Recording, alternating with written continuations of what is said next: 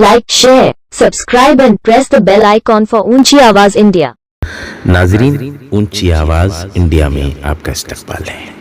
मैं हूं आपका मेज़बान इब्राहिम नफीस। गुज़िश्ता दिनों शहर बेंगलोर के KGHALLI और DJHALLI के तशद्दुद के बाद जो गिरफ्तारियां हुई थीं, उनकी रिहाई के सिलसिले में सेक्युलर एडवोकेट फ्रंट का नाम पेश रहा था, लेकिन एडवोकेट फ्रंट की जानिब से कभी कोई प्रेस कॉन्फ्रेंस के जरिए कोई तफसीलात मुहैया नहीं हुए थे।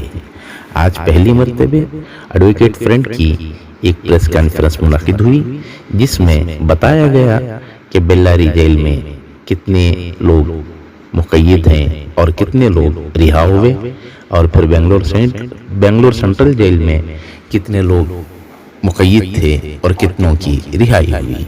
इसके अलावा और कितने फरार हैं और मौजूदा क्या सूरत हाल है, ये तमाम तफसीलात आज एक प्रेस कॉन्फ्रेंस के जरिए दिए गए। चलिए जानते हैं एक स्पेशल रिपोर्ट।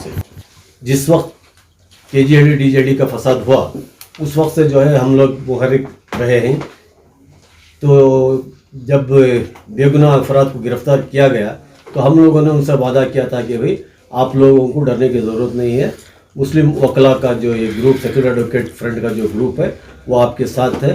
इसमें जो भी कानूनी आपकी मदद चाहिए, इसके लिए हम लोग जो है शामिल हैं। इस सिलसिले में हमने बहुत से मीटिंग्स भी किए थे और आप लोगों ने उन मीटिंगों में आप लोग भी हाजिर रहे।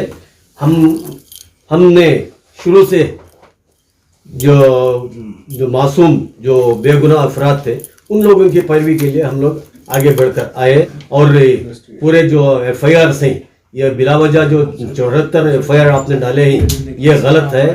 सिर्फ 2 इंसिडेंट के लिए 74 ये FIR डालना ये सही नहीं। इसको अमालिगेशन के लिए हमने पूछा था।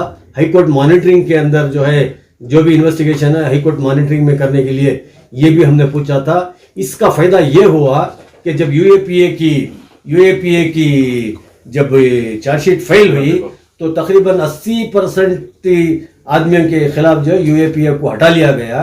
जो जहां 300 आदमी से ज़्यादा UAPA के तहत गिरफ्तारी हुई थी, उनमें से 250 आदमियों का नाम निकाल के तकरीबन 48 आदमियों के खिलाफ जो UAPA का कानून में डाला गया है। इसका फ़ायदा जो हमारा रेपुटेशन था, इसका फ़ायदा ये हुआ। बाकी जो क्राइम स्टेज में जो बेल रिजेक्ट हुए थे, वो बात जो है जब चार्जशीट फाइल होने के बाद जो है आहिस्ता बेल होना शुरू हुई।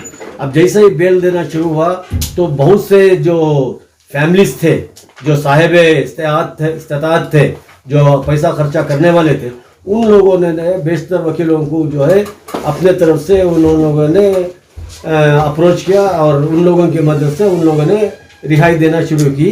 तो हमारा मकसद ये था कि हम लोगों को जो है, जो गरीब तबका है, जो वकील नहीं कर सकता, इन लोगों की मदद के लिए हमारा फ्रंट खड़ा हुआ था। अब जब लोगों ने देखा कि उन्होंने अपने वकीलों को हायर करना शुरू कर दिया है, तो हम लोगों ने थोड़ा ब्रेक लिया। हम लोगों ने थोड़ी खामोशी इख्तियार करी। इस दरमियान में जो है बहुत से फैमिलीज जो साहिब ऐसे थे, उन लोगों ने बहुत से वकला को हायर किया और तकरीबन 200 अफराद जो है रिहा भी हो गए। इसमें जो है इसमें चंद इदारों का भी हाथ है, चंद पॉलिटिकल इदारों का भी हाथ है और फैमिली मेंबर्स का भी हाथ है और चंद वकला की भी कोशिश है। इनकी वजह से जो है ये लोग हो गए। अब जो तकरीबन 200 या 225 अफराद जो जेल में हैं, ये ऐसे अफराद हैं जिनके ऊपर जो है 10 से लेकर 30 केस तक, 20 केस तक, 23 केस तक, 25 केस तक ऐसे बच्चे हैं जो जेला में हैं, जिनकी ज़मानत नहीं हुई है। तो इन लोगों की रिहाई का बेड़ा जो है सेकुलर एडवोकेट फोरम ने उठाया है। हमारी मदद जो है जनाब सगीर अहमद साहब, अमीर शरीयत साहब जो है, इनकी सरपरस्ती में जो है उन्होंने एक कमेटी तश्कील दी है, जिसके अंदर हमारी वकला की टीम के साथ जो है पॉलिटिकल पर्सनस हैं, MLAs हैं, MLCs हैं और दूसरे मजहबी इदारे हैं। इन लोगों की मुश्तरका एक कमेटी बनाई गई। ये लोग जो है ज़मानत का इंतज़ाम जो है इन लोगों के सुपर्द किया गया है। हम लोग जो है जिन लोगों की ज़मानत हमें जब ये बेल ग्रांट हो चुकी है, जिन लोगों की श्योरिटी नहीं दे सके, ऐसे लोगों को हम आइडेंटिफाई करके इन लोगों की ज़मानत के कागजात जो हम जमा कर रहे हैं और ये लोग जो है श्योरिटी का इंतज़ाम कर रहे हैं। और इनकी मदद से अब जो है ये शूटिंग का काम, जो गरीब लोग हैं इनकी शूटिंग का काम शुरू हो चुका है। आज तकरीबन 17 आदमी बल्लारी की जेल से रिहा हुए हैं। कल तकरीबन 26 अफराद की श्योरिटी सबने दे चुके हैं। वो लोग रिहा नहीं हो सके क्योंकि वो दूसरे केसेस में ही। अब मैं आपको एक लिस्ट बताना चाहता हूँ। ये क्राइम नंबर की लिस्ट है। ये जो है तकरीबन से 70 को 4 क्राइम नंबर हैं। अब जो क्राइम नंबर के अंदर जो रिहा नहीं हुए ये नंबर हमने यहाँ डाला है। क्राइम नंबर 196 में 12 आदमी रिहा नहीं हुए, क्राइम नंबर 197 में 49 आदमी रिहा नहीं हुए। तो इस लोगों की लिस्ट हमने बनाई है।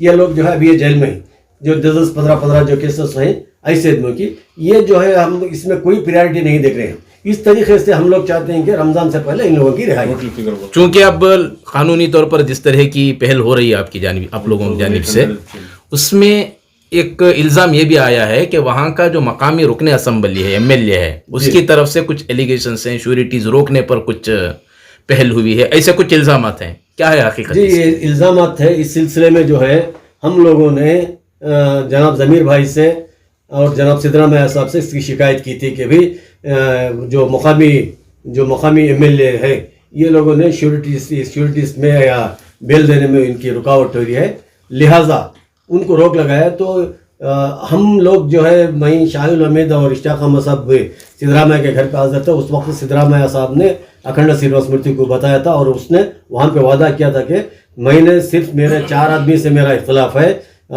संपत राज और उसका पीए अरुण, जाकिर का भाई, ये 4 आदमी के खिलाफ हूँ, बाकी के किसी के खिलाफ मैं नहीं हूँ, मेरा कोई आदमी जो है उनके खिलाफ नहीं आएगा बोल के ये चीज नहीं, ये बयान बाहर के हैं। मैं पूछ रहा हूँ लीगल तौर पर, चूंकि आप कोर्ट की कार्रवाई वादा किया, हम लोगों के सामने वादा किया, ठीक, कुछ नहीं करेगा। और KGHALLI के मामले में जो अब तक का जो डेटा हमको मिला है जेल से and from the prisons authority से, इसके मामले में 66 DJHALLI केसेस में रिहा हुआ है।